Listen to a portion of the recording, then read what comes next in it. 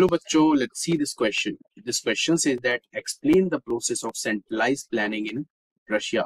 तो यह क्वेश्चन हमसे जानना चाह रहा है कि सेंट्रलाइज प्लानिंग जो थी वो क्या थी। तो बच्चों इस क्वेश्चन का की कॉन्सेप्ट है सेंट्रलाइज प्लानिंग। तो चलिए अब समझते हैं सेंट्रलाइज प्लानिंग के बारे में। बच्चों सेंट्रलाइज प्लानिंग थी रशिया में, वो इंट्रोड्यूस की गई थी कम्युनिस्ट गवर्नमेंट के आने के बाद। पहले रशिया में ऑटोक्रेसी होती थी जिसको कि रशियन रिवॉल्यूशन के बाद हटाया गया और एक कम्युनिस्ट गवर्नमेंट वहां पे सेटअप हुई। अब जो सेंट्रलाइज प्लानिंग इंट्रोड्यूस की गई उसका मेन रीजन ये था कि जो रशिया था वो सिविल वॉर से सफर कर रहा था और रशिया की इकोनॉमी बहुत बर्बाद हो चुकी थी।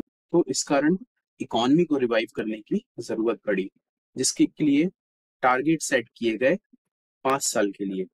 और वो टारगेट कैसे सेट किए गए?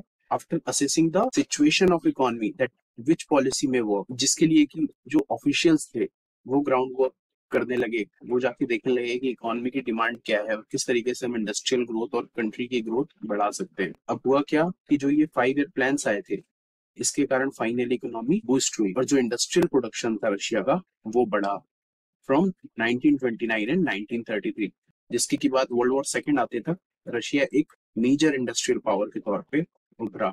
और जो सेंट्रलाइज प्लानिंग होती है वो कम्युनिज्म जो होता है उसका एक हार्ड कोर एलिमेंट होता है। So this is how the centralized planning of the Russia works. I hope you understood well. Best of luck.